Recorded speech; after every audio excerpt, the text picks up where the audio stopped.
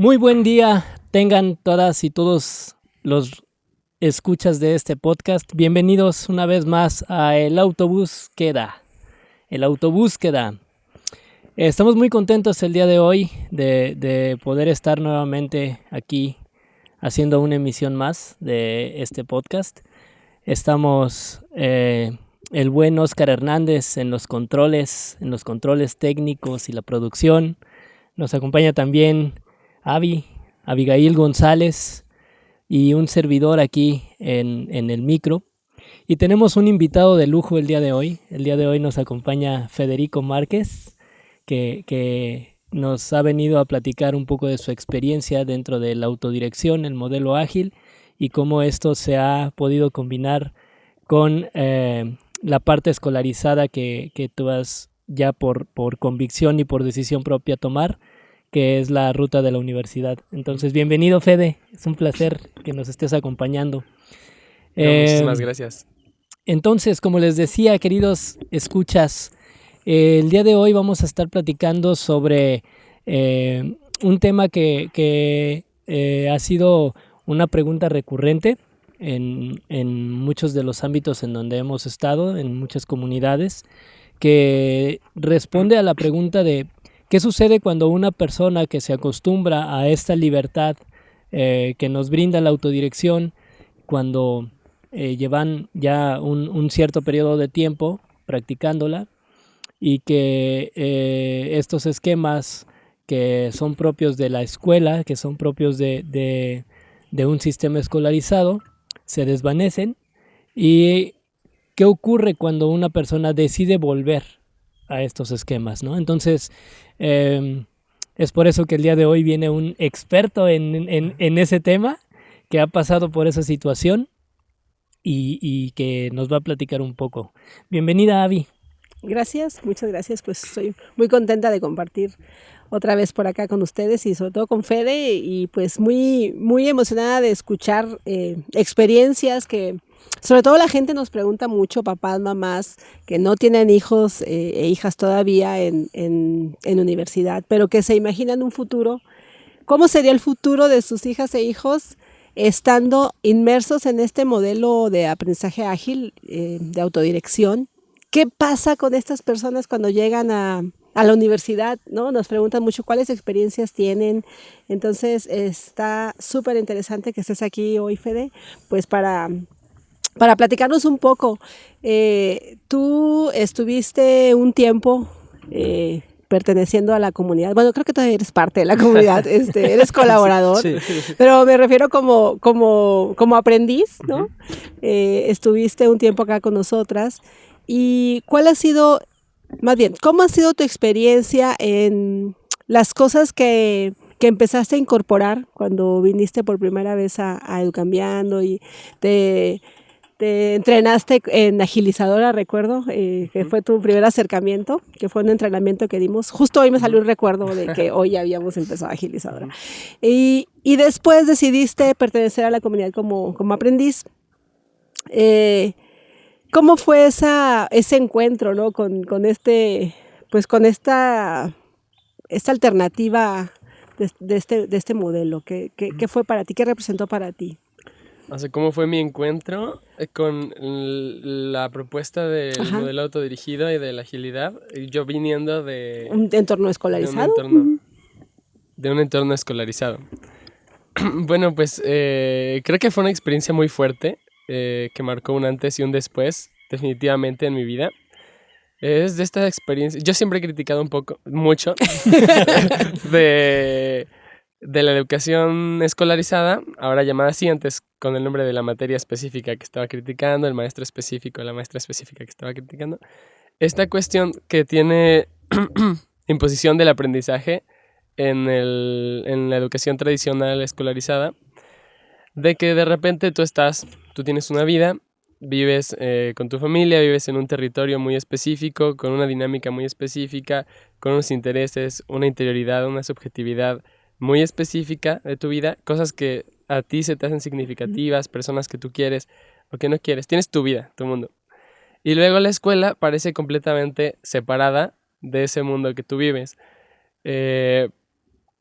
entendiendo que a mí, por ejemplo, jamás en la vida, en ninguna escuela, se le ocurrió enseñarme ni tantito de cuáles son las plantas que hay en mi entorno, ¿no? Por decir algo, o sea, a mí eso me interesaba desde niño.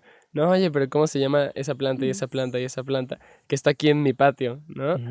La escuela lo que me enseñaba era cuál era la estructura atómica de todos los átomos y me decía que aunque yo no los podía percibir, no podía darme cuenta que existían, había unos átomos y que dentro de ellos había un electrón y un protón y luego me imponía un examen donde yo tenía que responder correctamente cuántos protones y cuántos neutrones y cuántos electrones había en estas cosas que yo no podía ver, llamadas átomos, y quién las había descubierto, en qué país extraño, y se me decía, ¿no?, que esa calificación iba a determinar un poco, decía, pues, cuánto aprendí, ¿no? Ese es como su discurso, pero siento que en los adentros, en la violencia simbólica que ejerce sobre los estudiantes, y esto lo digo en mi experiencia, y en las largas conversaciones de crítica y de reflexión que tuve con un montón de gente a lo largo de la vida, se siente también que tu valor como persona te la va a determinar una exterioridad que es el examen y que es el maestre y que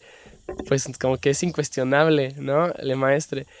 Y que construye también, eso en el ámbito, digamos, de la asignación violenta del valor desde los exámenes y desde cómo se imponen ciertos aprendizajes que no parecen tener nada que ver con tu vida en la escuela. Algunos sí, ¿no? Obviamente. A mí, por ejemplo, la materia de ética también fue un parteaguas, ¿no? Siempre ahí leímos sobre la justicia, sobre la libertad y tal, y eso a mí sí, se me hizo muy significativo, ¿no?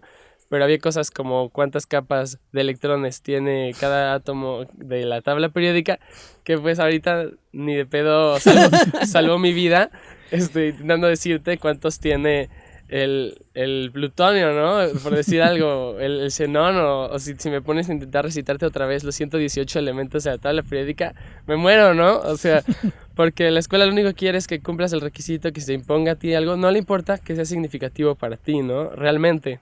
O sea, hay maestres que sí, y esa es la cuestión, que hay una tensión entre maestres comprometidos y estructuras que están hechas para imponer las cosas.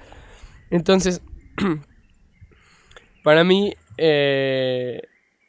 como que siempre había sentido esa incomodidad en la escuela de esta imposición. Yo le diría básicamente esta imposición del aprendizaje y de la experiencia educativa y de esta separación entre el uso del aprendizaje, el uso del saber, del estudio y el saber y el aprender cosas y el saber cosas, ¿no? Que lo que aprendes tenga que ver con lo que haces, ¿no? Y no simplemente aprendas por aprender o se te imponga algo. Entonces, cuando yo tengo el encuentro con ustedes y me siento muy contento de estar aquí con ustedes platicando y también muy como, órale, no manches, son grandes figuras para mí, ustedes. Siento que lo que ustedes han estado trabajando, han estado desarrollando en su aprendizaje, este nuevo marco teórico para entender la realidad y para entender las relaciones sociales también, me ayudó primero a ponerle nombre a muchas críticas que yo tenía y que ahora puedo decirle con palabras que se usan aquí, que son muy prácticas y que podemos entender con facilidad. O sea, como qué es lo que está pasando, ¿no? Estamos aquí en la educación autodirigida, ¿no? Ahora sé que esa es la educación heterodirigida, ¿no? Por otra, la educación impuesta, que de repente como que siempre sabes, ¿no? Como que no tienes de otra cuando estás en el sistema escolarizado, que tienes que estar ahí, que haces las cosas porque te las dicen que las tienes que hacer, que no te puedes zafar ni aunque un maestro te trate mal, ¿no? Porque hay muchos casos de eso. Y el paradigma de que no, tú también te puedes dirigir, ¿no? Tú también eres una persona que tiene la validez para entenderse a sí misma y la sabiduría para saber lo que le conviene a esa persona. De entrada siento que es un modelo que entiende a la niñez, pero hablando de la educación a grandes rasgos, porque la educación, pues sabemos que no solo son las niñas, ¿no? También está la educación para adultos, está la educación de repente que también luego se va a imponer a pueblos indígenas, ¿no? Que se les considera erróneamente atrasados, y que va el desarrollo y dice, no saben que ustedes no saben leer, ¿no? O sea, no saben lo que tienen que saber. aprendan a leer para que sean ciudadanos, sean personas integrales, ¿no? Sí, la idea que te venden de progreso. El progreso, ¿no? Siento que el progreso, o sea, la educación siempre es como muy diversa, ¿no? Y tal vez no podemos hablar de una sola educación, ¿no? Cada escuela se diferencia, pero a grandes rasgos, la educación es un agente del progreso y de esta imposición también a escala mundial de repente. Entonces, ese es como un primer elemento que para mí es como rompedor de tablas, el que se considere, en este caso, a los niños como personas integrales, ¿no? Como personas que, así como tú, adultos, son válidas, son sabias y tienen el derecho y la capacidad para también saber responder por sí mismas, ¿no? Siento que ese es el primer paradigma que a mí me cambia, porque yo siempre, mi tensión como niño dentro de estructuras impuestas es que no jamás lo habría dicho con esas palabras de niño, pero eso es lo que ahora sé que sentía, es que no me considero una persona integral, ¿no? O sea, no importa lo que yo diga, se va a hacer lo que dice el maestro o la maestra, porque se considera que ella es la que sabe, yo soy el que no sabe, yo soy el que tiene que aprender para saber, para un día ser capaz de decir, y por el momento tengo que seguir como la correa del maestre, ¿no? Eso es como que estructuralmente lo que me molestaba, y entonces venir aquí y encontrar un paradigma y una práctica con herramientas tangibles y también pues la ética de eso, que lo que promueve es que cada persona desarrolle su autonomía, que cada persona sea capaz de decidir por sí misma y que también a la hora de estar conviviendo con otras personas no se base esa convivencia en que una persona diga y las demás acaten, sino en desarrollar la difícil capacidad de que un grupo, o sea, difícil porque es complejo, ¿no? Y porque no estamos Y acostumbrados a porque no ello. estamos Porque acostumbrados. no nos han dado la oportunidad, ¿no? Sí, porque yo lo veo, por ejemplo, en mi experiencia, yo también siempre era medio rebelde, medio con las estructuras jerárquicas. Entonces, en la prepa específicamente me sorprendió porque siento que es chistoso, hay niveles también de escolarización y de imposición entre las distintas propuestas educativas, ¿no? Y yo creo que, por ejemplo, la pública, yo creo que se caracteriza por ser muy impositiva, ¿no? Y yo empecé no en una pública, sino, bueno, en una privada que también tendrá sus críticas, su modelo privado, pero que, que tenía la característica, mi primera escuela, mi escuela primaria, es que dentro de lo impositivo no era tan impositiva, era un modelo constructivista y yo sí lo sentí siempre muy libre, o sea, yo fui dentro de las críticas que sentía, la verdad es que yo fui muy, muy libre o muy feliz cuando yo fui niño, ¿no? También me agradezco eso a mis papás, que tuvieron una forma de ver muy, muy específica, muy respetuosa tal vez conmigo, dentro de la jerarquía también. Entonces como que a mí me gustó mucho mi primaria porque tenía ciertas características. Bueno, primero porque a mí no se me había metido el cuento de tenerle su respeto a las calificaciones y demás. Entonces yo iba a convivir y disfrutar con mis amigos, ¿no? Y cuando había que trabajar muchas veces solo jugaba, ¿no? O sea, aunque hubiera que trabajar. Entonces yo me las ingenié para pasármela bien en la primaria. Pero luego paso a la primaria, me voy a una secundaria que según también era como que de la línea, pero en realidad lo que hizo fue como una progresión en la jerarquía, en la imposición. No empecé horizontal, pero empecé menos jerárquico. Y luego la secundaria fue más jerárquica. A mí me costó un buen. De hecho, nunca me sentí cómodo con eso, pero me costó un buen adaptarme o soportar, más bien, el tener que llevar un uniforme a la Sí. escuela.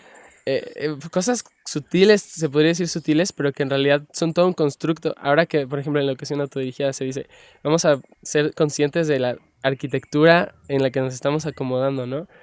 Y también silenciosamente la escuela tiene su arquitectura que no la pone en cuestión, ¿no? Claro. Entonces, en mi primaria, por ejemplo, nos sentábamos en mesas y cada mesa eran 4 personas y arquitectónicamente era un círculo, ¿no? En la mesa, o sea, un círculo formado por las personas que tenían una mesa en medio, ¿no? Y estaban dispersas las mesas en el salón. Energéticamente yo se sentí muy diferente en la secundaria porque la arquitectura ahí era, no me acuerdo cómo, creo que se llama de auditorio, pero en lugar de que hubiera mesas, había pupitres, ¿no? Una arquitectura individualista, ¿no? Y luego, junto con los pupitres, había pupitres todos orientados hacia un mismo lugar, hacia la figura de autoridad, ¿no? Hacia el maestre, el que habla, arriba. Y Sí. los demás, sí, arriba. Les faltaba aquí su púlpito, ¿no? Su Pues sí tarima. había antes. Sí, había. Sí, Sí, en la de mía ahí sí viene, había. ¿no? Sí, exacto. en la mía tenían una plataforma donde el maestro estaba estaba arriba. en la plataforma porque era el que iba a hablar y a dirigirse al grupo. Exacto. La escuela como que nunca se le pasa por la cabeza que habría otra forma de hacer el aprendizaje que no sea yo hablo, tú escuchas. Yo digo, tú haces. Yo impongo, tú acatas, ¿no? Eso es lo incuestionable. También me costó un buen que en mi primaria no me imponían una estética y además con estereotipos de género, ¿no? Y en la secundaria sí, ¿no? Ahora te tienes que cortar el pelo si estás muy largo y si eres hombre. Sí. Estereotipo de la masculinidad. Si eres hombre, el pelo cortado, ¿no? Y aparte luego decían que ¿por qué? Porque los hombres eran sucios y entonces había que cortárselo, ¿no? También un estereotipo también de la masculinidad sucia. No Y manches. sí, eso lo decían cuando les cuestionabas, ujú. ¿no? Que ¿por qué solo los hombres, no? Si ahí están O las que es disciplina, ¿no? Sí. Y entonces eso, los pupitres, el uniforme, el pelo cortado. Y también, ahora lo veo como, en la primaria siempre era un solo maestre, ¿no? Que te acompañaba durante el tiempo. Y siento que independientemente de la jerarquía estructural entre maestre y estudiante, había como cierta relación de empatía, como de acompañamiento, de que había un vínculo entre el maestre y el estudiante.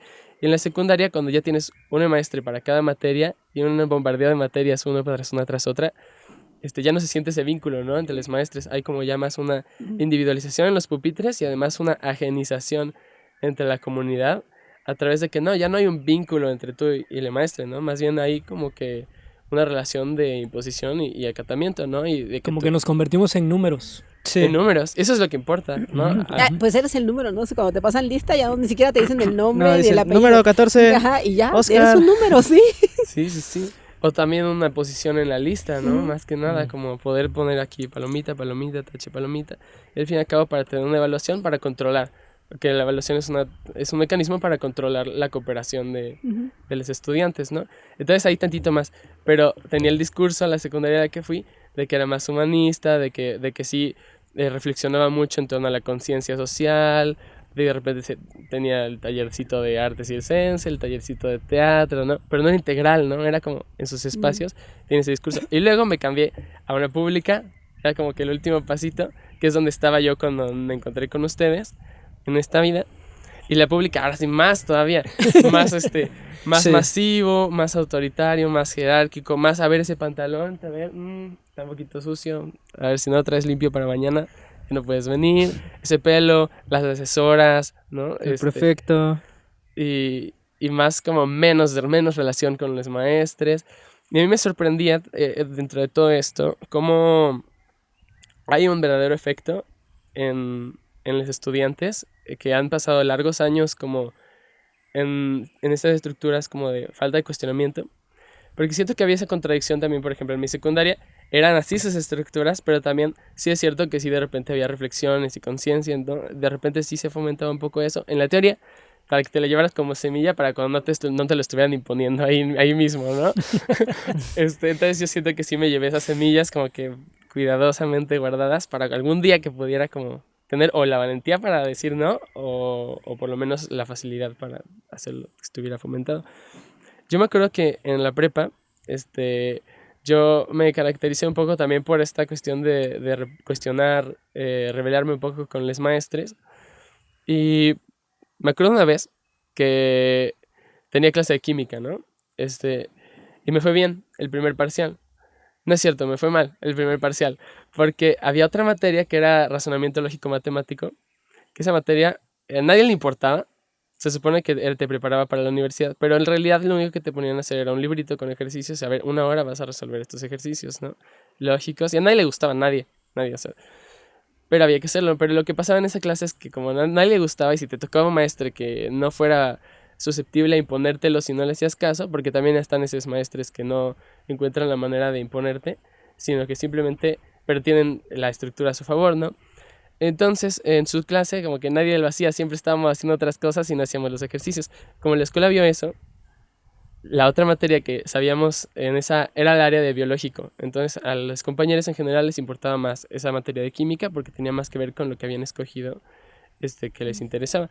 Y entonces dijeron, pues miren, va a estar vinculada químico con razonamiento lógico, y si tú no presentas tus ejercicios en razonamiento lógico, pierdes derecho a evaluación. Ay, qué El chiste era condicionar, ¿no? Sí, Qué sí. loco. Entonces, o no nos quedó claro eso, o no nos importó, pero lo que sea, el caso es que como a medio grupo nos quitaron el derecho de evaluación en el primer parcial. Sacamos 0, eso equivale a sacar 0 en la calificación.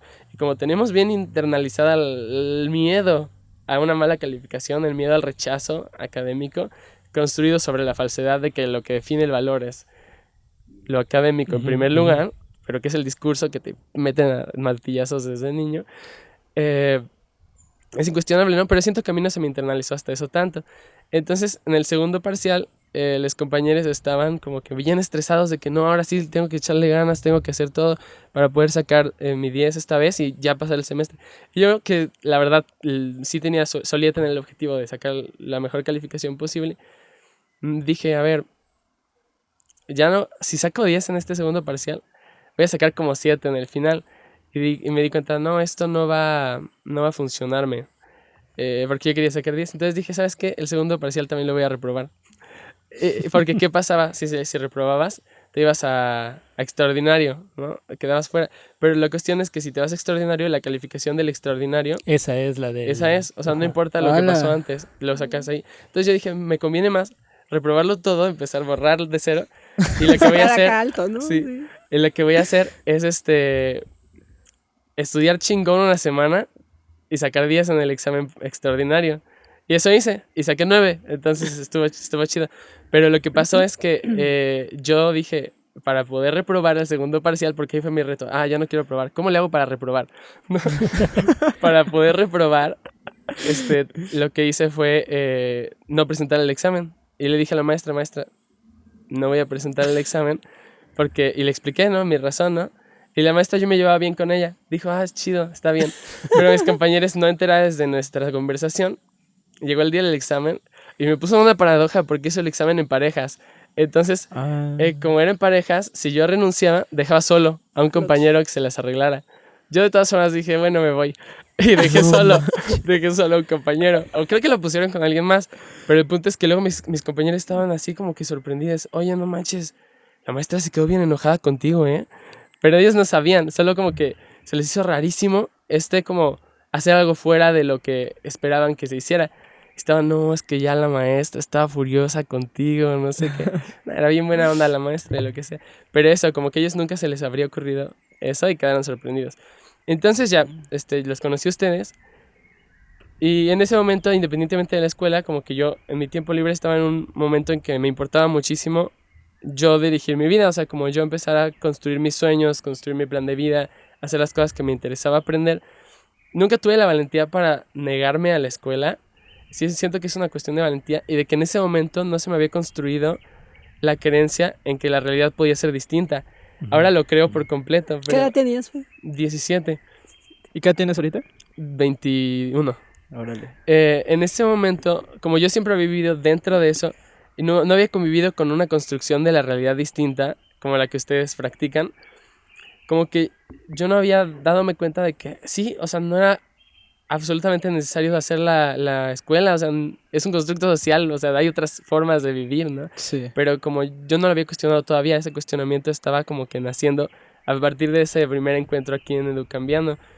Y entonces como no había pensado todavía que la realidad pudiera ser distinta, yo seguía ahí. Y entonces aquí, bueno, en mi tiempo libre como que sin atreverme a renunciar a la escuela, porque decía, no, si renuncio, ¿qué va a ser de mi vida, no? Ahora veo que habría sido una vida muy chida también, ¿no? O sea, pero no lo sabía en ese momento. Sí. Y entonces en mi tiempo libre yo me metía a las clases que yo quería, ¿no? Como clases de idiomas, clases de artes marciales, proyectos con mis amigas, cosas así. Y siempre sacrificando la salud biológica, ¿no? Porque si tú no dedicas toda tu tarde en la escuela a hacer lo que te dicen que tienes que hacer... o sea, tienes que encontrar un tiempo para hacerlo, sí, de todos modos. Sí. Y como yo estaba en esa contradicción de que no renunciaba no me atrevía a enfrentarme o no me atrevía a no seguir las pautas que me ponían en la escuela, pero al mismo tiempo no me atrevía a renunciarme a mí mismo, desaparecer, yo quería tener un lugar, pues lo que acababa haciendo era dormir poquito, ¿no? Porque hacía un montón de cosas y aún así hacía mis tareas, dormía poquito.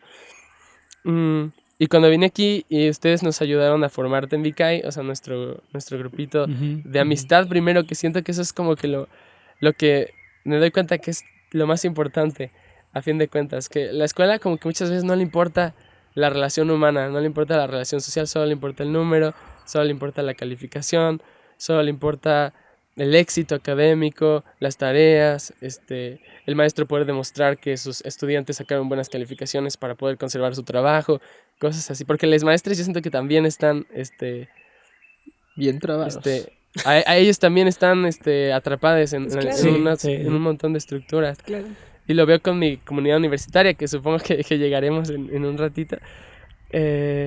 Está bien, como que quieren que pause para pasar otra cosa. No, está ¿o? bien, No, está bien. no, Está no, bien. está súper Está chido. súper interesante. Sí. Es que yo venía con nervio aquí, decía, ¿qué voy a decir yo? ¿No? No, Pero bueno, siempre... yo quiero dar un contexto de que el Fede anda estudiando sociología en la Universidad Veracruzana y que precisamente el tema de este podcast es la universidad. Me parece muy chido que demos este contexto antes de llegar al tema principal, A que la es carnita, a como la dicen por carnita, ahí. ¿no? Lo mero bueno del tema, ¿no? Principal. Y me parece muy, muy chido, ¿no? Todo esto que estás narrando, porque es para llegar al contexto. Y también quiero preguntarte, o bueno, no preguntarte, sino hacer... Bueno, sí, todo esto que sucedió antes de que conocieras Sedu, o sea, de que ya pensabas en una forma como alternativa, un camino diferente para llegar al mismo lugar en el aspecto de la educación, del aprendizaje, lo empezaste a pensar antes de llegar aquí, ¿no? Ujú. O sea, llegaste aquí y fue como, ay, Perdón. fue como, pues, o sea, como lo que buscabas, ¿no? O sea, Ujú. se te presentó así como lo que venías buscando también. Sí, por completo, porque yo lo que... O sea, yo no estaba cómodo. O sea, la escuela, ¿qué dice? A ver, tiene un discurso, ¿no? El sistema educativo, más que una escuela concreta. O sea, Ujú. porque las escuelas concretas, privadas y también las alternativas, todas están como que legalmente, también desde lo legal, desde el Estado, a fin de cuentas, desde lo más arriba del Estado y más arriba del Estado, el sistema interestatal de competencia que exige académicas y que Sí, sí. exige... Resultados, Sí, finalmente resultados. resultados Al final de para cuentas las- están sometidas, ¿no? Sí. A cumplir y entregar resultados y están o sea, estar dentro del sistema. Sí. Entonces, como que yo he visto que o sea, hay muchas escuelas que tienen estas estructuras jerárquicas y lo veo desde la parte de las personas que habitan esa escuela, incluso los maestros y las figuras de autoridad. Yo noto como en el trato y en las pláticas de ellas que también ellas tienen el sueño de una educación diferente, también ellas están un poco incómodas en esa educación, pero algunas tienen que quedarse ahí, cumplir los requisitos porque si no se quedan sin chamba y entonces ¿qué hacen con su vida, no? En un contexto social individualista donde quien no tiene chamba lo desecha a la sociedad, ¿no? Ahí Ujú, están las ujú. personas en la ciudad pidiendo limosna, ¿no? O sea, es un problema verdaderamente concreto y me gusta ver como todo vinculado, ¿no? Entonces las propias escuelas están jerarquizadas y yo no me sentía contento dentro de todas estas estructuras que imponen a unos y luego estos imponen a los otros y los que les impusieron esto imponen a los siguientes y así en esta cadena de imposición yo que estaba hasta abajo como infante infantilizade más bien no me sentía cómodo con la dirección heterónoma de la escuela. Sí les reconozco de repente a este otro lado que tiene que una persona a veces no llega a sentirse cómoda saliendo de su zona de confort, ¿no? Bueno, por definición. Ujú. Sí me he dado cuenta en mi vida que a veces las cosas que yo no necesariamente quería, pero que me invitaron o me hicieron a veces conocer, me llevaron a también tener experiencias que me cambiaron la forma de pensar y que ahora valoro mucho, ¿no? Entonces siento que también estaría chido encontrar una manera respetuosa de invitar a las personas a salir de su zona de confort, ¿no? Porque también creo que vale la pena esta invitación, porque nos forma, ¿no? Y nos forma también para un mundo lleno de retos, ¿no? Lleno de retos para nuestra vida, para nuestro planeta, y que a veces también vale la pena salir de la zona de confort, pero independientemente de esa valoración que le reconozco, como lo que les decía, la clase de cívica y ética, es una base de mi pensamiento actual, yo creo, y siempre me gusta, ya a posteriori, sí dije como, está chido también la biología, ¿no? me gusta esto que me enseñaron sobre las células, pero yo no me estaba cómodo con la forma, ¿no? Tal vez sobre todo con la forma impositiva y de que me dirigieran otras personas, ¿no? De que yo no tuviera el chance de yo decir, ¿no? De yo crear, de yo proponerme a mí mismo, ¿no? Cosas que me interesaran a mí. Y por eso siento que esas inquietudes que no tenían palabras, que no tenían su concepto, que no tenían su nombre, cuando conozco el mundo de la educación autodirigida y la agilidad, la co-creación y la dirección colectiva y la autodirección, la autonomía, que son las cosas que la relación humana, la empatía, el acompañarse, la solidaridad que plantea la educación autodirigida, como no solo siento que eso está chido, ¿no? Yo me doy cuenta cada vez más que la educación autodirigida no es como la escuela tradicional en que se divide de la vida, ¿no? O sea, se divide como que, a ver, la escuela es aquí y tu familia es acá y tus intereses son acá. Y la vida es allá afuera. Y la vida es allá afuera, ¿no? Sino que la educación autodirigida propone como un regreso a la educación para la vida, ¿no? La educación como una parte integral de la vida y la educación como incluso detrás de la vida, ¿no? O sea, primero está la vida y la educación ayuda a la vida, pero la vida no es la educación, ¿no? Como la escuela pretende que creas 8 horas al día, de lunes a viernes. Y siento que por eso salimos tantas personas de la educación tradicional. Una, sin poderte repetir nada de lo que no se supone que nos enseñaron, porque no nos interesó, ¿no? Las bases de lo ágil, ¿no? Aprendes Sí. porque te gusta, porque te interesa, y si no aprendes, tu propio cerebro lo desecha porque no le ve utilidad, ¿no? No le ve uso práctico, ¿no? Se guarda en esa carpeta de ahí la información que en algún momento a lo mejor para algo te sirve y se queda ahí almacenada un cierto periodo de tiempo y después se olvida. Sí, y yo salí de la prepa sintiéndome estafado. Sí. Muy estafado. Sí. Porque yo, cuando me tocó pensar en la universidad, y pensar en la universidad fue algo como que ya estaba construido en mi futuro desde niño, incluso desde el ámbito familiar y educativo. Este discurso, ¿no? Kinder, primaria, secundaria, prepa, universidad, maestría, trabajo, vida, muerte, ¿no? Vida hasta el final, ¿no? Te educas para vivir después, no te educas para Sí. vivir en este momento, En el aquí y momento ahora. presente. Entonces yo me sentí estafado porque yo me preguntaba, bueno, ¿cuál es el valor de esto que estoy haciendo estando aquí dentro de estas estructuras impositivas? Y decía, bueno, por lo menos me están dando un aprendizaje, ¿no? Y yo sí, sobre todo a finales de la prepa, empecé a decir, ok, sí quiero valorar este aprendizaje que me están dando y quiero intentar sacar el máximo provecho de esto, ¿no? Y puse mucho de mi parte para poderlo aprender. Me voy a esforzar en matemáticas, me voy a esforzar en biología, en fisionomía, en todo me voy a esforzar para intentarlo aprender. Y yo siempre salí sintiéndome estafado o también inseguro de mí mismo porque decía, o sea, pasó todo esto y yo ya no te puedo repetir un buen de cosas de lo que se supone que aprendí. Cachaba algo, ¿no? Como que me aferraba así, como que quédate conmigo, ¿no? Aunque yo intentaba poner de mi parte, ¿no?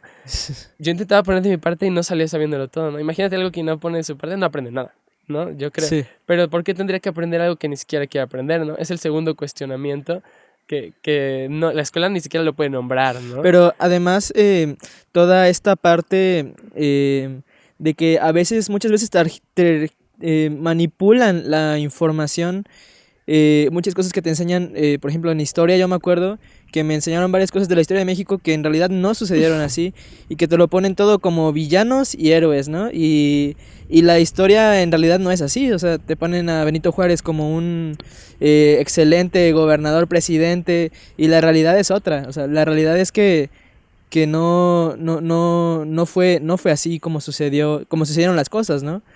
Pero eso no te lo enseñan, o sea, si quieres conocer la verdadera historia de las cosas, no solo de la historia de México, en general lo que te enseñan en la escuela, no todo es como la realidad objetiva de eso. Es cierto, es eso. Muchas veces no cuestiona, como que lo que se te impone, no cuestiona que haya otras realidades, que haya otras verdades también, ¿no?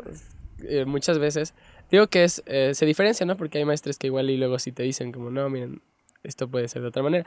Pero como que lo general o lo impuesto estructuralmente esta es la verdad la que te estoy enseñando, ¿no? Sí. Y no hay otras. Y eso, o sea, lo podemos ver históricamente también. O sea, la prueba está en la cuestión de que la escuela muchas veces que se ha desarrollado en los últimos 2 siglos es la educación eurocéntrica y es la educación moderna, dominatoria, ¿no? O sea, la educación que se desarrolla desde la colonización y que muchas veces, por ejemplo, en el caso de México, considera durante muchos años, es interesante porque ya hoy en día hay como que corrientes que intentan superar eso, no lo han logrado todavía, pero que históricamente mucho tiempo se considera, llegan los españoles, a ver, que son los que empiezan a dominar este territorio desde 1500 y pico, 21, llegan los españoles, imponen con matanza, con fuerza militar, su control político de este territorio durante más de 300 años, y ni siquiera están seguros si pueden considerar a las personas de este territorio, a los indígenas, humanos, igual que ellos, ¿no? O sea, hay españoles que dicen no son humanos, ¿no? Son otra cosa. Pero independientemente de que había incluso evangelizadores como San Cristóbal de las Casas que dicen, no, ¿cómo crees que no van a ser humanos? Son sujetos y tienen derechos y los tenemos que tratar con dignidad. Nunca dejan de tener el discurso de que el modelo a seguir, el modelo válido de existencia social y humana, son ellos, los españoles, y no consideran como algo igual de válido, como algo igual de real, algo igual de enseñable la cultura indígena, ¿no? Entonces, a los indígenas considerados atrasados, viene la revolución, viene la independencia, ¿no? Sí. ¿Y qué queda en México? ¿Cuál es el Estado mexicano? Es el Estado de la clase acomodada española, ¿no? Es el Estado de los españoles que no estaban cómodos, de los ¿cómo se les llamaba? De los virreyes. De los criolles, que eran españoles, eran blanques, ¿no? Pero no se les consideraba en igualdad política con los peninsulares, con los españoles peninsulares, porque tenían miedo los españoles de la península, los españoles europeos, de que los españoles de aquí, los criollos, quisieran tomar el poder, ¿no? Aquí querían seguir dominando. Y entonces la independencia la hacen ellos, ¿no? Usando su poder político, no los indígenas, es la cuestión. Sí. Y cuando viene el Estado ya mexicano, empezando a construir su colonialismo nacionalista, intentar homogenizar a todas las personas que viven en este territorio como mexicanos iguales, empiezan a querer imponer el español, empiezan sobre las otras lenguas, sobre las lenguas indígenas, y empiezan a querer imponer también la alfabetización, imponer el modelo de mexicano, pues europeamente heredado, ¿no? Entonces, Claro. eso, a la hora de no cuestionar la verdad en la educación, en la escuela, o sea, impone el saber que los europeos creen que es el adecuado, e invisibilizan, matan un montón de saberes, Toda de la un montón sabiduría que de existía. culturas indígenas, ¿no? O sea, en la escuela no te enseñan inglés, no te enseñan náhuatl, ¿no? No te enseñan otras lenguas. Y en México hay un montón de gente que aprende náhuatl, entonces ahí está como que algo Claro.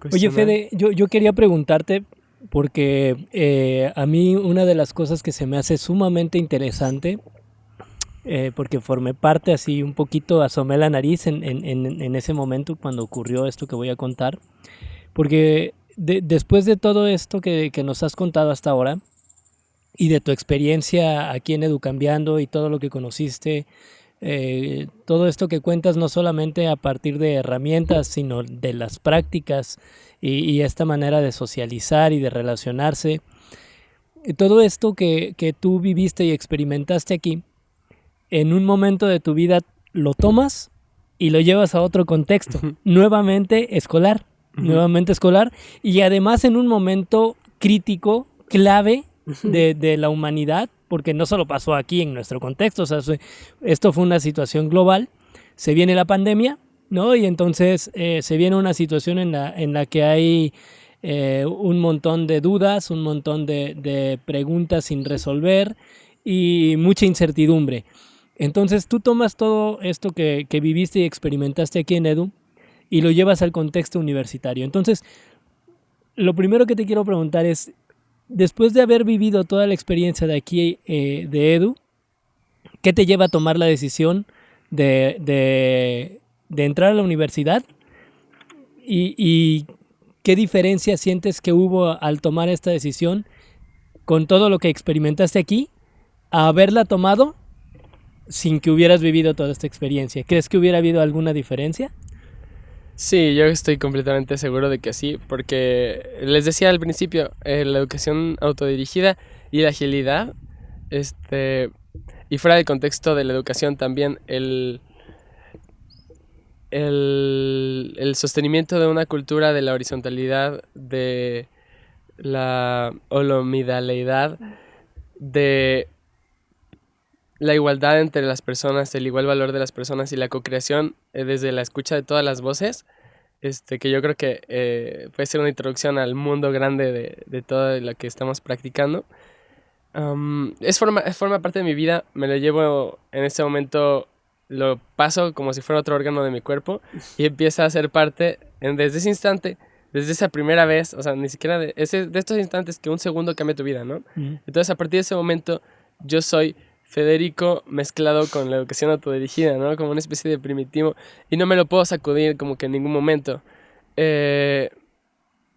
Entonces, claro que es diferente del Federico no conocedor de este mundo autodirigido, que en otra realidad tal vez habría podido ser, ¿no?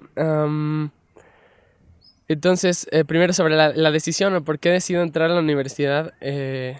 Sobre por qué decidir entrar a la universidad, siento que dos cosas. Falta de valentía para seguir caminos alternativos, miedo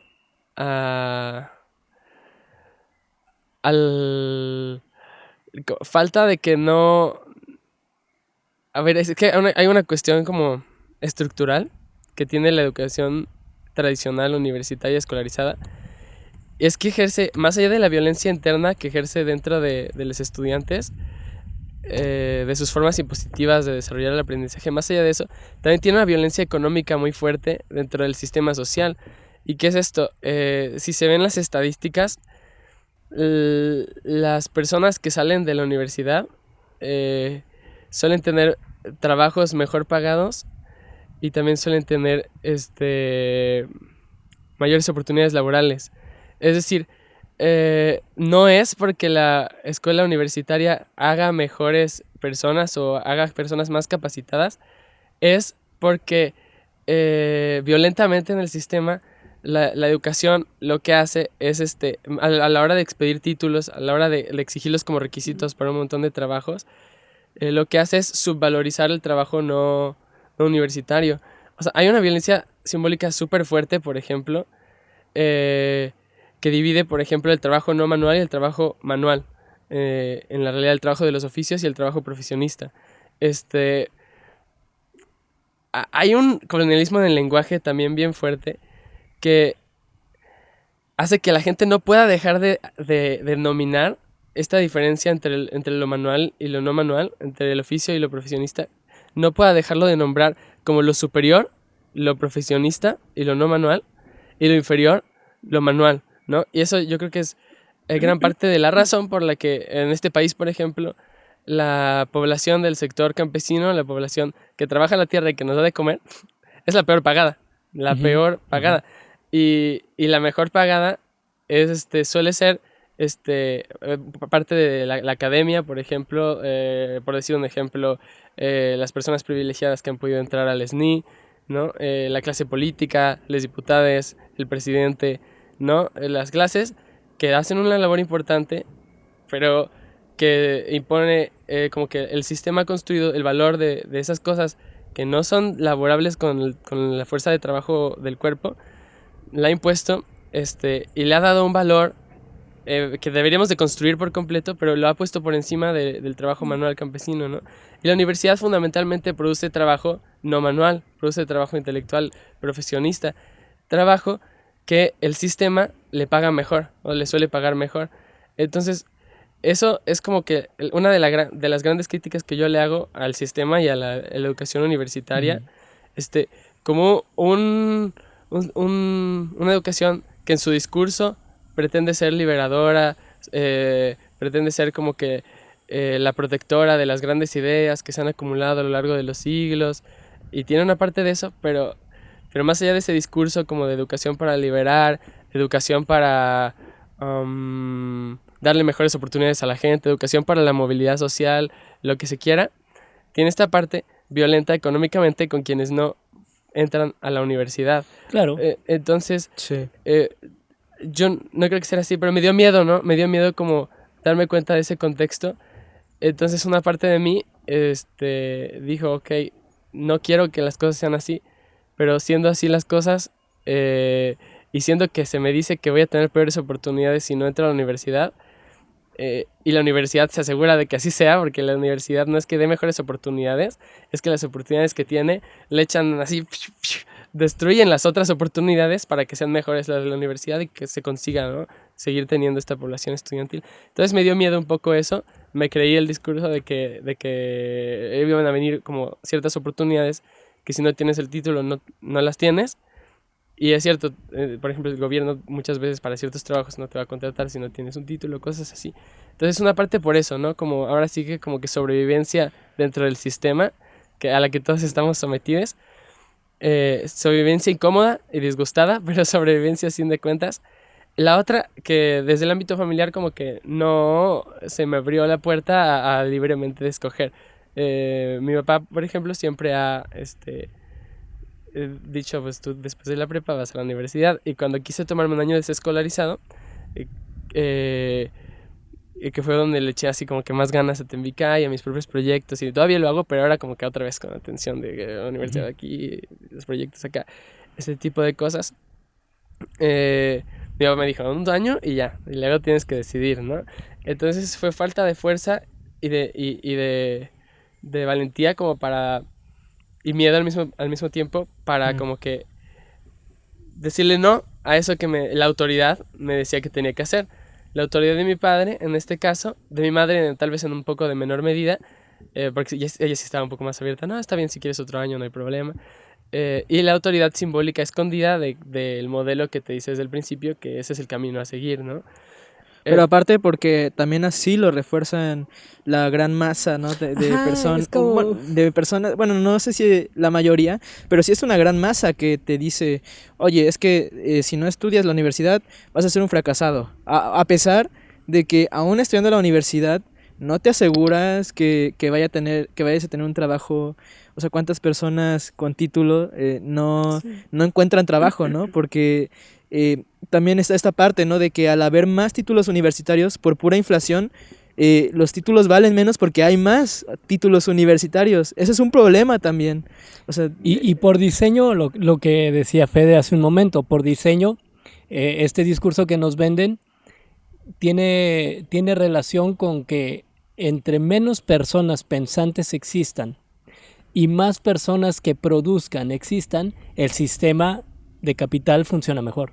No queremos que la gente piense, queremos que la gente produzca, ejecute, ¿no? Ponga la mano de obra. Necesitamos poquitas personas que pongan su capacidad cerebral, intelectual, y que van a estar ocupando los poquitos lugares que tenemos en la parte alta de la pirámide, ¿no? Entonces, por diseño sistémico, para eso sirve, para eso es. O sea, y es bien curioso porque también en los tiempos que vivimos actualmente, en donde la comunicación viaja a una velocidad que nunca antes nos habíamos imaginado, donde la información está cada vez más al alcance de la gente, de las personas. Estaba escuchando hace un par de días a un geopolítico, a un economista, que se especializa en analizar la economía global, y él decía, ¿no? Ir a la escuela es una pérdida de tiempo.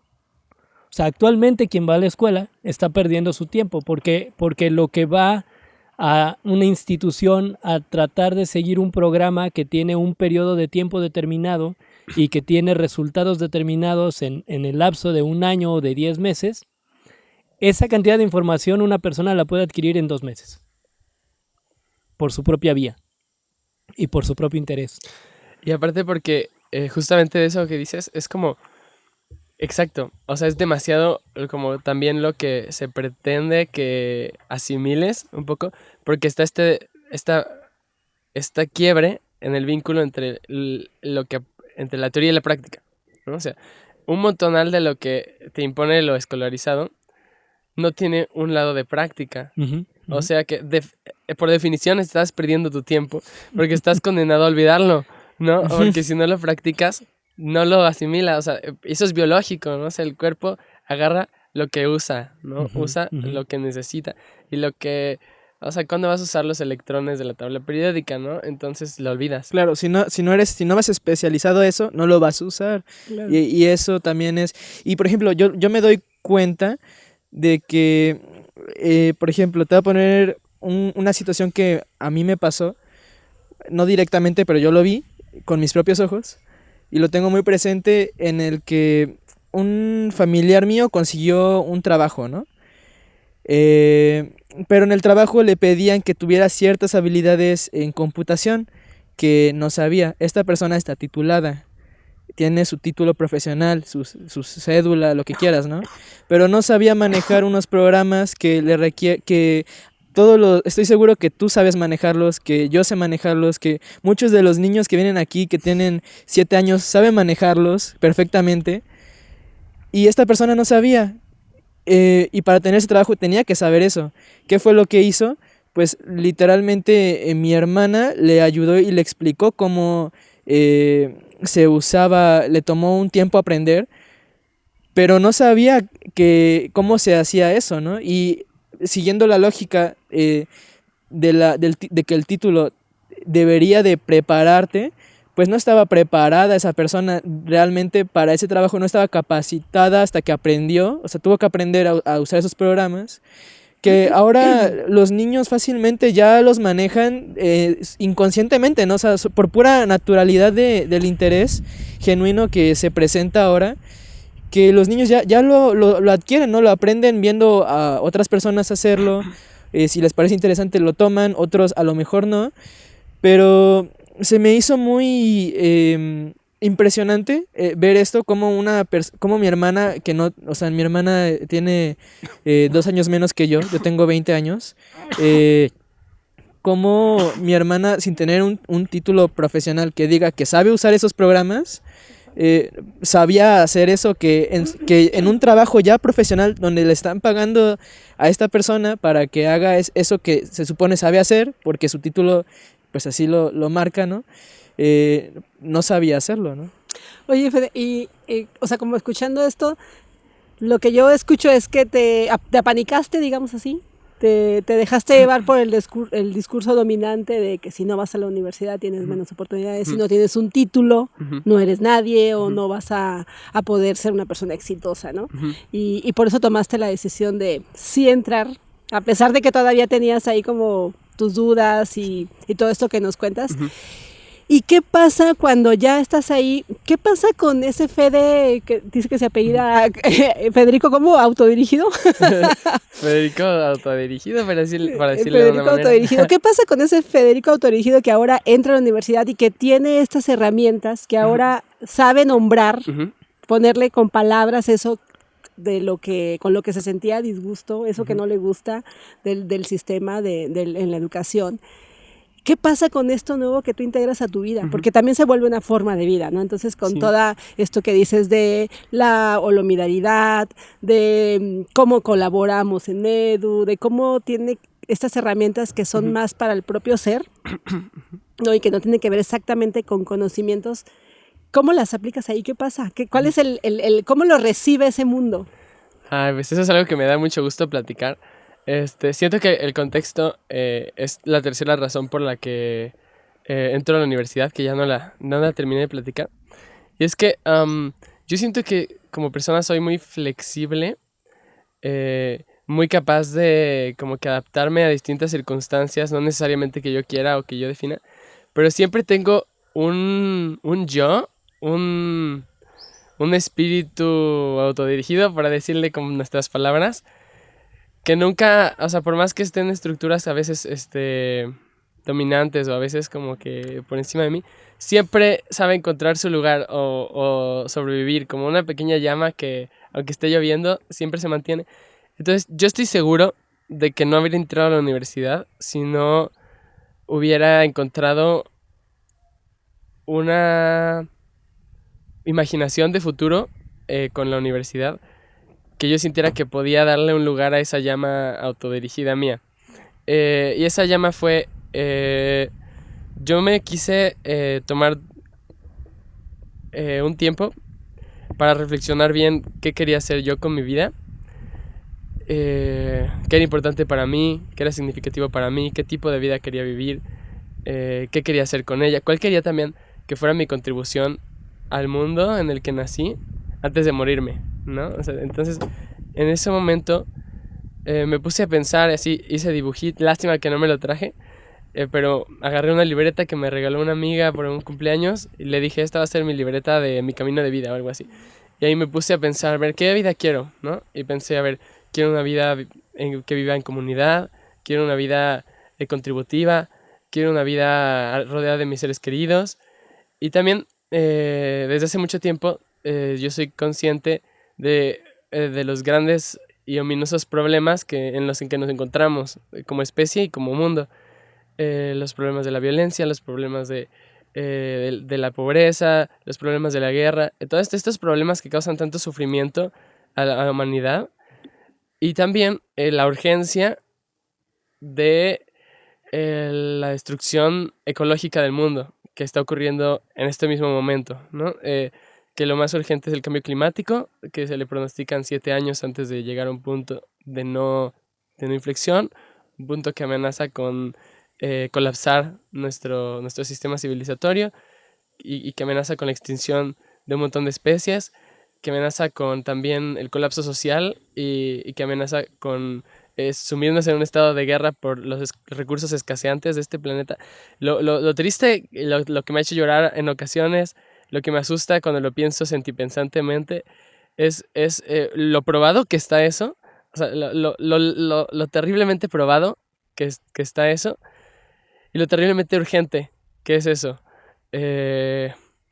Entonces, yo como que al pensar eso, ok, quiero una vida así, comunitaria, quiero una vida feliz, quiero una vida acompañada de mis seres queridos, quiero una vida con árboles, por decir, y está esto, entonces mi respuesta fue, lo que yo quiero hacer es, con mi vida, es poder contribuir a co-crear un mundo donde todas las personas puedan vivir con felicidad, y co-crear un mundo que pueda ser sostenible ecológicamente, ¿no?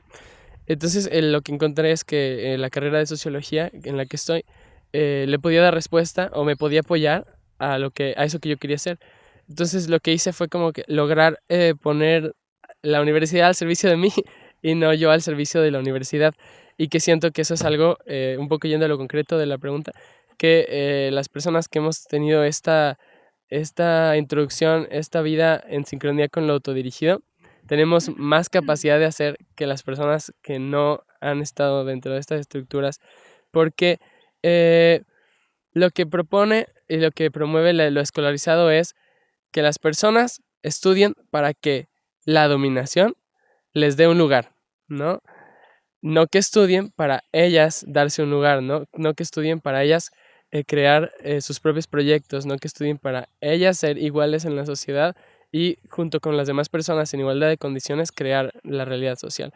Eso es algo que no estudia en la universidad, precisamente por lo que, más bien que no promueve en general el sistema escolarizado, precisamente por lo que dijo Gain, que el sistema escolarizado es funcional a nuestra estructura desigual de dominación en la sociedad. El sistema escolarizado lo que quiere es producir una élite que agarre los mejores puestos para dominar a los demás, pagarles menos y tener los mejores puestos, ¿no? Y piezas de repuesto para el motor. Sí, ¿no? sí, sí. Entonces yo entro a la universidad por eso, un poco, porque supe darle un lugar, porque la sociología lo que hace es estudiar problemas sociales, intentar preguntarse por qué está sucediendo esto, cuáles son las causas estructurales e históricas de que en mi ciudad ahorita todavía haya personas en la calle pidiendo limosna y haya personas con un exceso de dinero que pues no tiene o personas como Elon Musk, antes que pensar en salvar el mundo del hambre, piensan en huir de él. Sí, lograr llegar a la luna, ¿no? O sea, irse a otro vámonos planeta. a Marte y acabemos con otro planeta. Cosas que verdaderamente son ofensivas y que yo quisiera que Elon Musk se lo dijera en la cara, ¿no? A una persona que esté sufriendo de hambre diciéndole, no, o sea, yo lo que estoy haciendo con mi tiempo es un proyecto para llegar a la luna con mis millones, mientras tú te mueres de hambre, ¿no? Bueno, entonces entro con este contexto, con mucha convicción en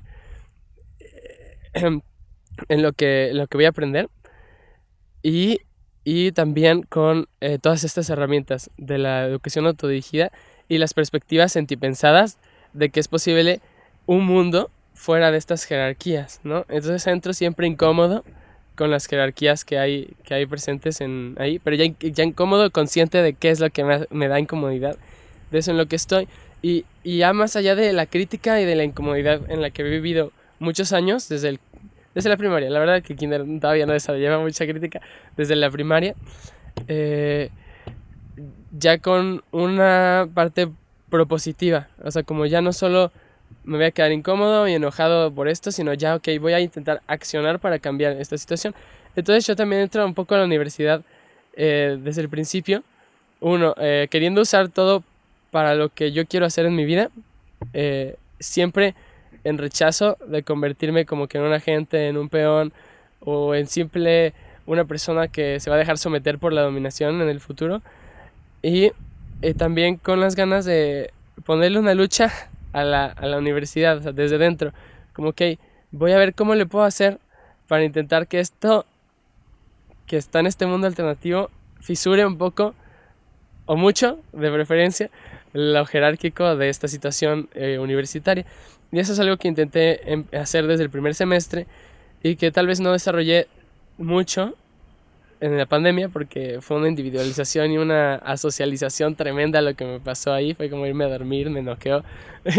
Pero bueno, entonces,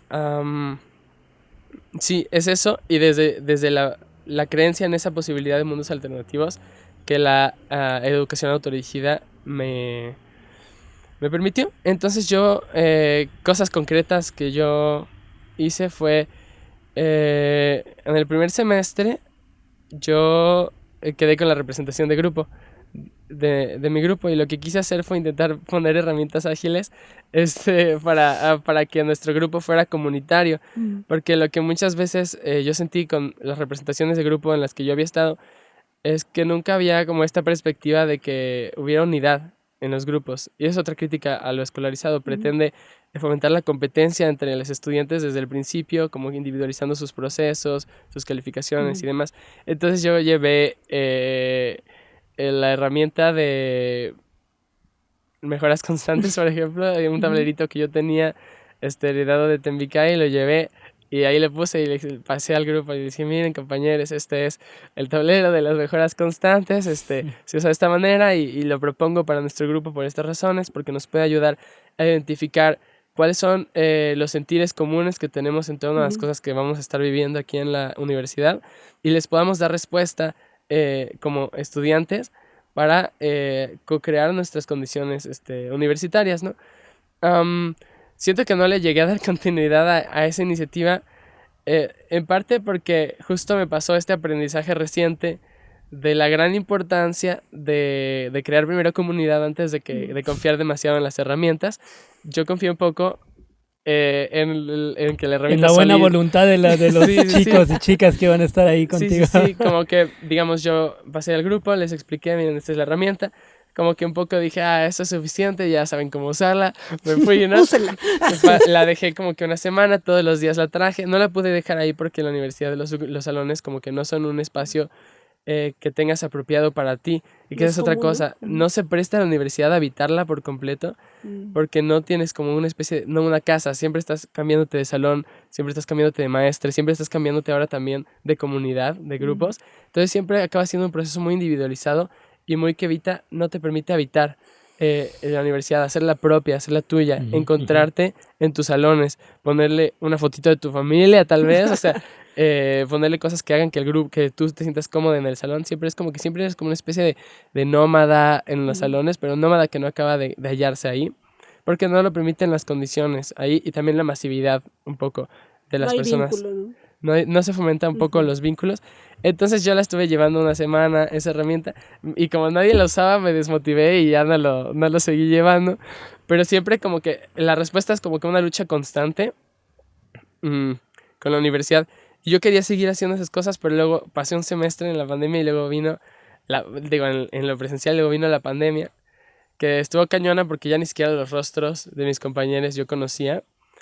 Pero incluso dentro de eso, siento que esta parte de la gran importancia de la comunidad, de la educación autodirigida, importó porque durante un tiempo, casi un año, estuvimos nosotros haciendo un espacio de encuentro estudiantil que lo que pretendía era simplemente crear comunidad y amistad entre los compañeros y que cada miércoles lo abríamos virtualmente y se conectaba, le decíamos a la comunidad de la facultad, todos vénganse, es un espacio abierto para todos. Y entonces en ese espacio hicimos cosas como que vamos a contar historias de terror, vamos a reflexionar de cosas que nos interesan. Y fue muy padre y se notaba mucho el contraste con las perspectivas institucionales, porque en las clases virtuales nadie prendía su cámara, nadie, ni participaba, ¿no? Entonces evidentemente la pandemia, al darles la oportunidad de estar en su propio mundo, le quitó un buen de fuerza a la imposición universitaria, porque no podía imponerse, ¿no? Sí.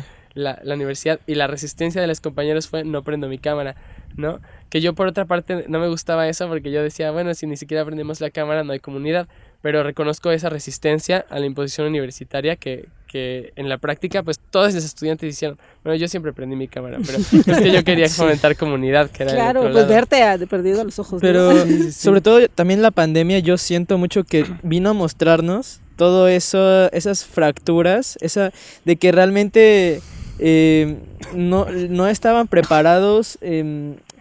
Bueno, más bien, no es que no estuvieran preparados, obviamente nadie estaba preparado para eso, Vamos. pero más bien yo siento que vino a ser más evidente las fracturas que hay ya en el sistema educativo, pues sí, o sea, como más fuertes, ¿no? Como las raíces, las fracturas más fuertes. Lo terminó de desmoronar prácticamente, ¿no? Sí. La pandemia. Oye, Oscar, y por este otro lado, tú también en algún momento, tuviste una ruta diferente a la que ha tenido Fede. Has tenido también ya casi 6 años desde que llegaste aquí a Edu y empezaste a practicar la autodirección desde tu adolescencia. Desde que se subió al autobús. Desde que se subió al autobús. Y en un momento dado también decidiste explorar el ámbito universitario, tal vez por una ruta un poco diferente, una ruta un poco más holgada, más flexible, pero a final de cuentas dentro de un sistema escolar universitario. ¿Cómo fue esa experiencia para ti después de tener bastantes años como practicante de autodirección? Pues en mi experiencia la universidad ha sido una realidad totalmente aparte a la que narra Fede, porque yo estudio pues universidad en línea, o sea, no tengo que ir a la escuela. Se supone que mi universidad está en Coyoacán, creo, en Tlalpan en el DF, ¿no? Y pues estamos aquí en Jalapa, Veracruz. Entonces mi proceso de inscripción fue totalmente en línea, todo fue en línea y realmente a mí no me ha representado en cuestión de comunidad nada, porque no conozco ni a mis profes, no conozco ni a mis compañeros, compañeras, no conozco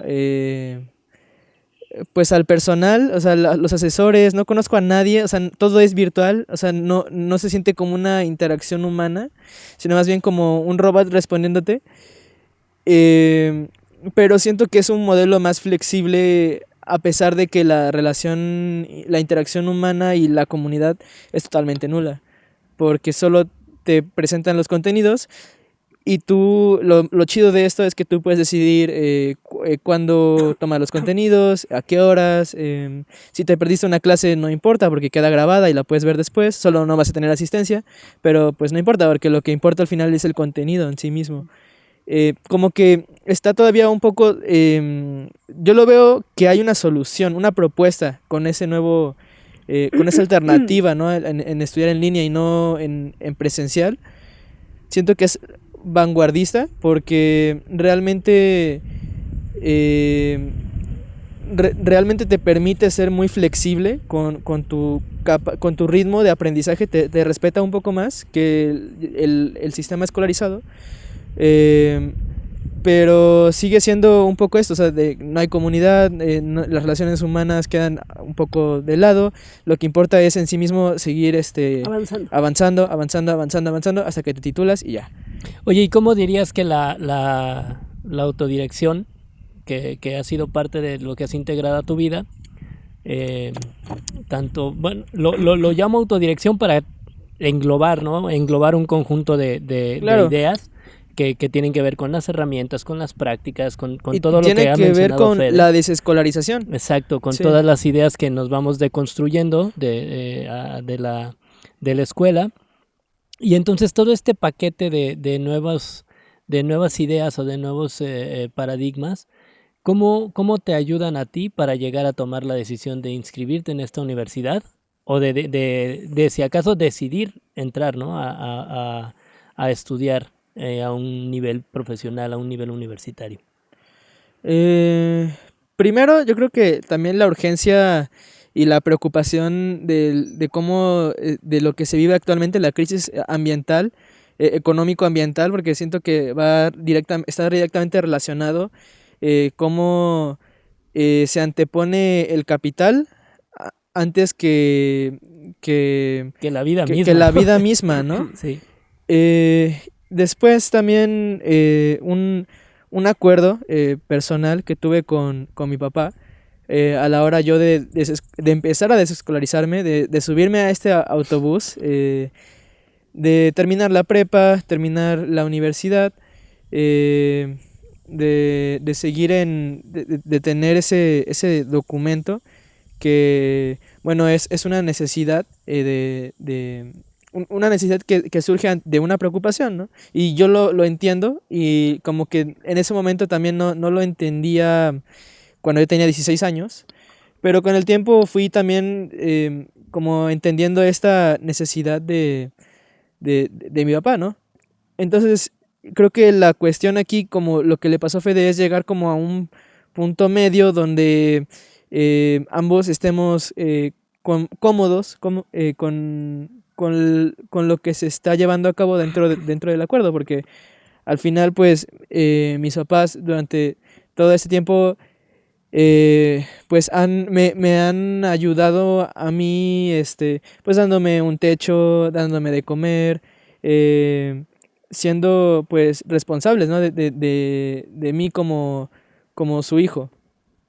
Y pues el hecho de que tenga la oportunidad de poder cumplir con ese acuerdo de una forma en la que yo me sienta también bien y cómodo, pues me genera me genera mucha tranquilidad. Creo Tuvimos un Tuvimos pequeño una incidente. pequeña falla técnica por aquí con un ventarrón que se vino, Que estamos al aire libre. que son de las cosas que suceden cuando son programas en vivo. Oye, a mí me gustaría comentar algo, porque escuchando sus experiencias, que es de lo que, pues ahora sí que la carnita de lo que trata este programa, y de cómo sus voces puedan ser escuchadas contando su experiencia, que es llegar a la universidad después de haber pasado por este modelo autodirigido. Y a mí lo que me llama mucho la atención es cuando estamos en el sistema escolarizado y vamos, como dices, y vamos al kinder, y vamos a la o sea, como que tenemos una idea ya trazada de lo que debo de hacer. Debo de ir al kinder, luego de ir a la primaria, luego de ir a la secundaria, de ahí debo de ir a la prepa, tomar mi decisión para saber qué es lo que voy a estudiar para dedicarme toda la vida a eso, ¿no? En una carrera, siento yo, ¿no? Que vamos corriendo, como que vamos llegando a una meta. Y entonces yo escucho y observo que las personas, en este caso adolescentes, cuando vienen a la comunidad y cuando integran este modelo a su vida, tienen una visión mucho más clara de, sí voy a decidir elegir ir a la universidad, pero ¿cómo, en base a qué voy a tomar mi decisión? No nada más en base a que pues ya es lo que sigue, que es lo que pasa inercia. Con la inercia, con la mayoría de los jóvenes que vamos como, bueno, no fue mi caso, pero muchos casos que escucho como que van forzados, ¿no? De que pues es lo que sigue y entonces ya terminé la prepa y ahora tengo que saber a qué me voy a dedicar el resto de mi vida y tengo, no sé, para elegir tengo 3 meses porque empieza, o tengo 1 año porque empiezan las inscripciones para los exámenes de admisión y tengo que tomar la decisión. Y la prisa nos viene correteando todo el tiempo, ¿no?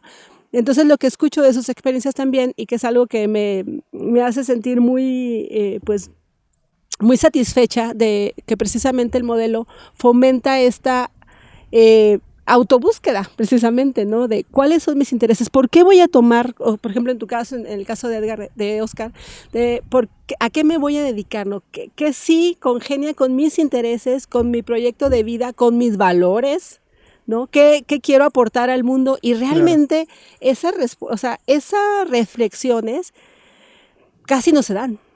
No es como, es más, ¿cuál es la carrera mejor pagada? ¿Cuál es la más exitosa o la que me puede llevar a tener mejores condiciones económicas? Y por ahí me voy, ¿no? Entonces, yo siento que parte de este modelo y que precisamente era como un sueño para mí antes de iniciarlo y que pues mágicamente llegó a mi vida, era precisamente esto, propiciar esta reflexión interna, estos valores, esta conexión contigo mismo como ser humano, porque es lo primero que somos.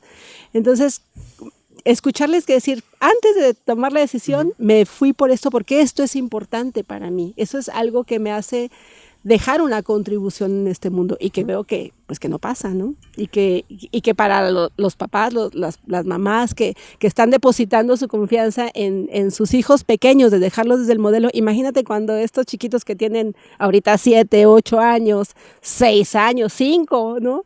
Lleguen a ese momento en que decidan sí o no ir a la universidad, pienso, y ojalá así sea, cómo va a ser esta decisión, qué factores van a influir en tomar esta decisión en ellos con una perspectiva completamente diferente de la que hubiera sido haber ido a una escuela. Y además, ¿no? Va a ser un mundo completamente diferente. Exacto, ¿no? Sí. O sea, ya lo vemos ahora. O sea, yo la otra vez le decía a mi papá, oye, es que, o sea, imagínate hace 15 años... ¿Quién iba a decir que toda la tecnología que existe ahora sería posible en 15 años? O sea, nadie se lo hubiera imaginado. Bueno, nadie dentro de una, o sea, que fuera una persona normal como nosotros, porque seguramente personas más arriba en esta pirámide de poder ya tenían esa tecnología, ¿no? Sí, y nosotros no lo sabíamos. Pero, o sea, cómo el mundo en 15 años se transformó completamente, y lo que a lo mejor hace 15 años era muy importante, ahora ya no lo es tanto, y ahora a lo mejor urge otra cosa, ¿no? Cómo va cambiando, ¿no? La única constante que yo puedo ver en el mundo es el cambio. El cambio y que cada vez es más rápido, además. Ajá. Exactamente. Yo estoy completamente de acuerdo con lo que dijiste, Abby, con lo que dijiste, Oscar. Siento que eso es como algo, a ver, que primero, ¿qué es mi vida, no? ¿Y qué voy a hacer en mi vida? Siento que debe ser la pregunta más importante de todas las preguntas para cada persona. O sea, como porque tú vives contigo mismo, ¿no? O sea, no, yo no soy como, no estoy, bueno, a ver, esta es la pregunta más importante, yo creo. Y curiosamente, o sea, las escuelas es de las únicas preguntas que ignoran. O sea, te pueden poner un examen de ecuaciones integrales que vas a usar esa vez en tu vida. Te pueden aterrorizar con la tabla periódica de los elementos, con la física, pero no se les ocurre trabajar contigo para que puedas encontrar tu camino en la vida. O sea, nunca, no hay un segundo de tiempo. O sea, bueno, a ver, seguro que habrá 1 o 2 segundos, ¿no? Pero en general no dan tiempo a eso. O sea, como que traen en este pinche ritmo acelerado de que el bimestre, el parcial, el bimestre, el parcial, el bimestre, el parcial. ¿Y tú? ¿Quién eres? Ah, no sé, matemáticas. No, perdón, a ver, Federico. Sí, o sea, no hay tiempo para la persona. O sea, la integralidad de la vida de las personas, su salud biológica también, sus intereses no están considerados. O sea, Claro. a la escuela lo único que le va a importar es que tú saques 10 y ese 10 le importa porque quiere presentar datos de éxito para la nación y para el sistema interestatal. Pero, o sea, jamás se detiene a darse cuenta de, por ejemplo, la crisis de sueño que hay entre los estudiantes. O sea, los estudiantes desde la prepa, por lo menos desde la secundaria a veces, tienen un ritmo tan vertiginoso y le tienen tanto miedo a las calificaciones que ni siquiera duermen bien, ¿no? A veces ni siquiera comen bien, a veces no llegan desayunados a la escuela. O sea, su salud y una cantidad de enfermedades vienen asociadas a las condiciones de mala salud que la escuela impone, ¿no? En este ritmo desarrollista, en este ritmo progresista, tenemos que conquistarlo todo, dominarlo todo como especie, tenemos que alcanzar el éxito. ¿Qué rayos es el éxito? No sé, pero hay que alcanzarlo. Entonces es mala salud para los estudiantes, no tiene vínculo con la integralidad de la vida, y si ni siquiera la salud del cuerpo se propone tenerla en cuenta, o sea, porque para un maestro no va a ser excusa como que salgas mal en tu examen, que dormiste mal. Te va a decir, no, o sea, ¿por qué no estudiaste desde antes? Pues el maestro estaba haciendo su proyecto y estaba haciendo la tarea y estaba haciendo estas cosas. Y preparándome para los otros 10 exámenes de las otras 10 materias. Exacto, o sea, el nivel de estrés que hay está cañón. Incluso, Sí. no sé cómo está la cuestión en México, pero de Japón se escucha que incluso hay suicidios Ajá, estudiantiles exacto. por el nivel de presión que les ponen. Y es que, por ejemplo, también he escuchado muchos comentarios que dicen, no, es que deberíamos ser como Corea del Sur, que tiene el mejor modelo educativo, o como Finlandia, que son vanguardistas en modelos educativos. Y también vanguardistas en los números y estadísticas más altas de suicidios y de gente que no es feliz. Exactamente, o sea, ¿de qué te sirve o sea, estar en la vanguardia de la enseñanza a través de conocimientos como matemáticas, física, ciencia, si tienes un índice de suicidios de estudiantes por estrés escolar? Si tienes el índice más alto de personas que no son felices, que no están chidas, no están saludables, no son felices. La escuela te enseña muchas veces a contar, o sea, saber un montón de cosas de historia que, como decíamos hace rato, ni siquiera son a veces verdad o no sucedieron de esa forma, pero no te enseñan a ser feliz, o a encontrar, o no a ser feliz, pero buscar tu camino para llegar a sentirte pleno en la vida. Y sí, y yo la segunda parte que iba a decir es que si ni siquiera la salud está integralmente considerada como un elemento a trabajar en la educación dentro de lo escolarizado, o sea, ¿qué lugar van a tener como fomentar su libertad, fomentar su autonomía, ¿no? O sea, fomentar desarrollar tus propios sueños, fomentar tus propias ideas, o sea, es muy poquito el lugar que le dan a esas cosas.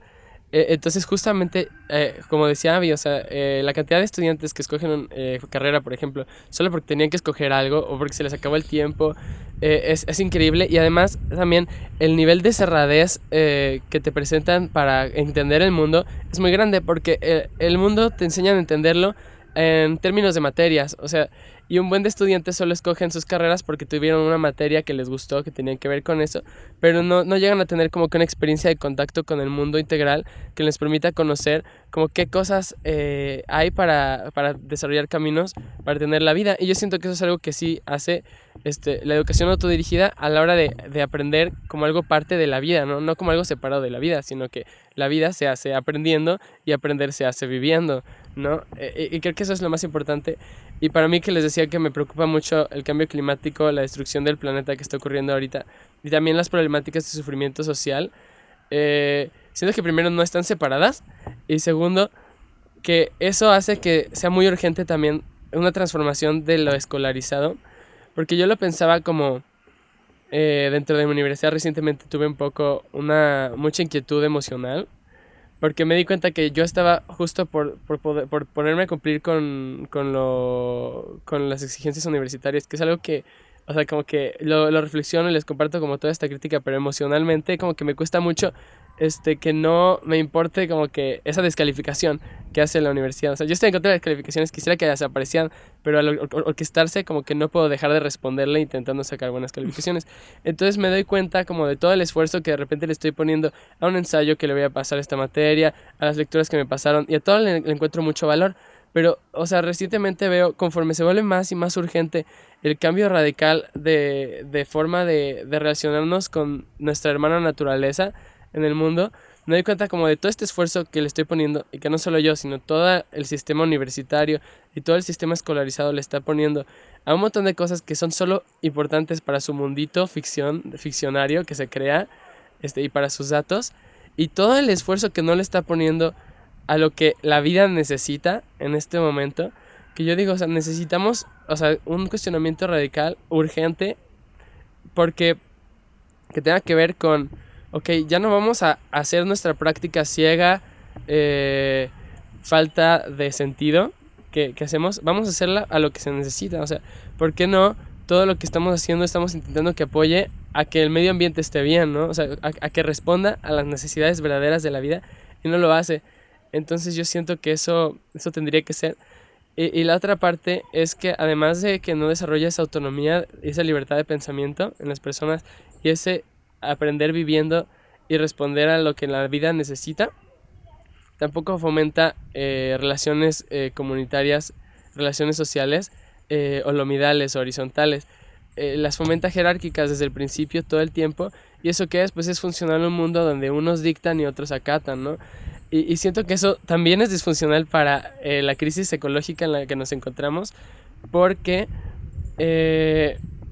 todo sigue siendo dictado por quienes tienen el poder y por quienes tienen la dominación, y quienes son las grandes empresas de entrada, como la Bonafont, que se anda robando el agua. En esta crisis se nos están secando los ríos. Las cerveceras. Ahorita hay un incendio allá arriba del río. Ujú. Siguen teniendo el poder, siguen dictando hacia dónde se va a dirigir la economía.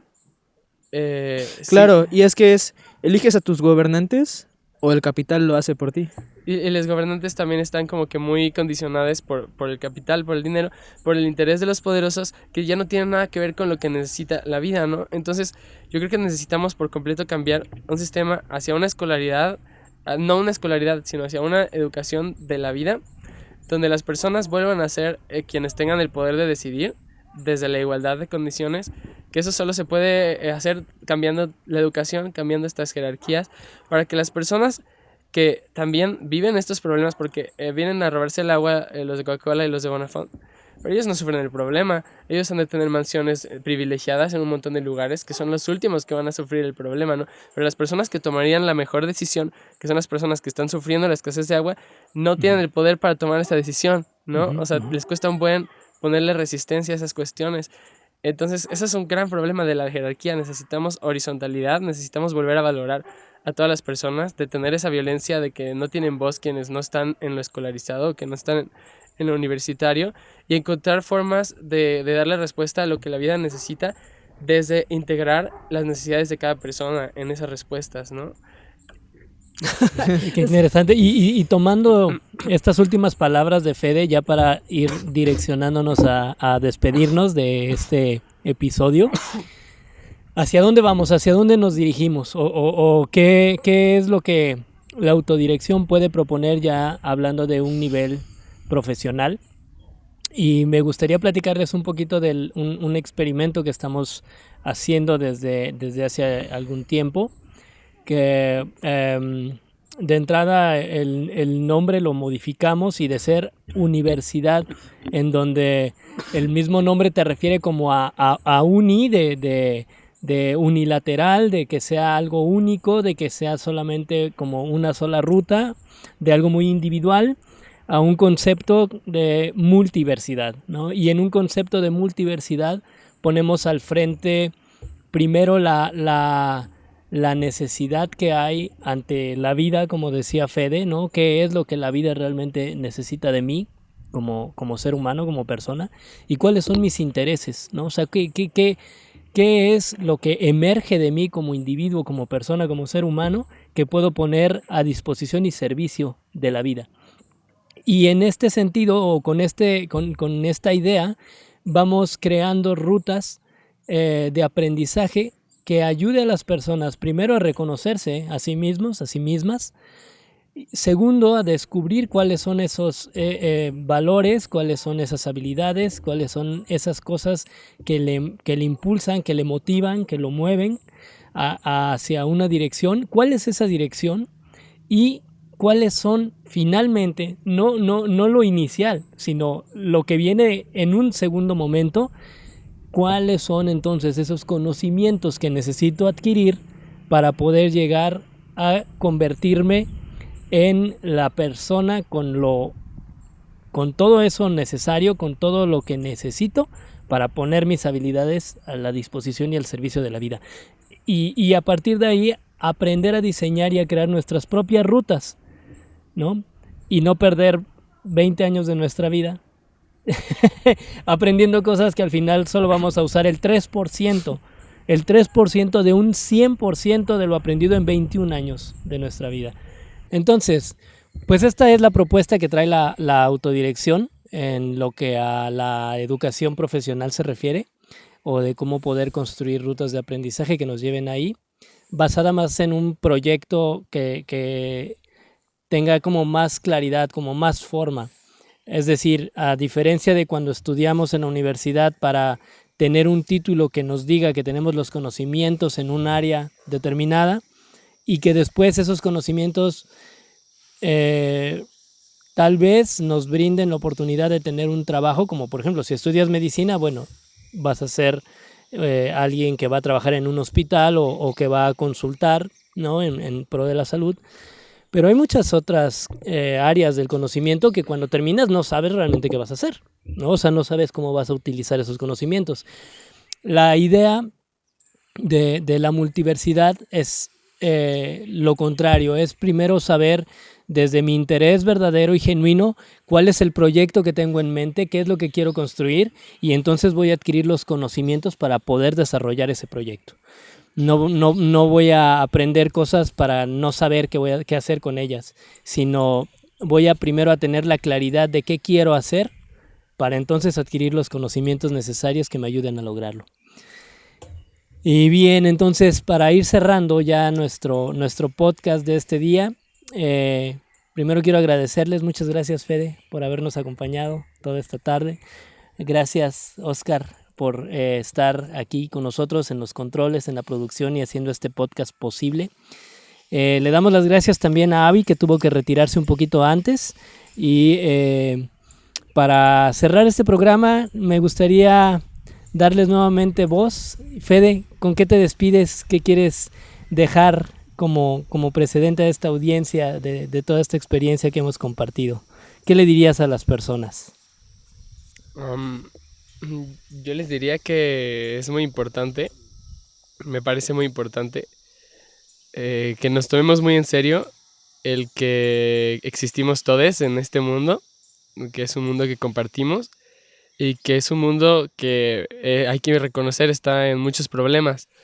Nos invito mucho a reconocer esos problemas con una intención de hacer nuestra vida ecológica para esos problemas, o sea que nuestra vida contribuya a un ciclo de deconstrucción de esos problemas que por un lado permita que dejen de hacer el daño que están haciendo hoy en día y que por el otro lado desde la cosmovivencia de cada persona, desde su interioridad subjetiva de lo que necesita para ser feliz y su libertad, co-cree ya no desde el de construir problemas sino el de crear futuros deseables y posibles, ese futuro deseable y posible que queremos. Que veamos a la educación como algo integral para la vida, como lo es, y nos neguemos a esta perspectiva que una buena parte de la educación tradicional ha tenido, de que la escuela es un mundo aparte y que eso solo es funcional para el sistema y para la dominación. Entonces, y que sobre todo nos demos cuenta de la urgencia que tiene esto, la urgencia cuando el mundo está gritando, y cuando ya hay estas estructuras de jerarquía no nos están funcionando para poder justamente hacer ese mundo que queremos. Muy bien, muchas gracias a todas, a todos, a todos los que nos escuchan y que hacen que este podcast siga existiendo. Recuerden que las personas son expertas en su vida, así que hay que tratar de contribuir y no restar a la experiencia de las personas. Muchas gracias y nos vemos la próxima.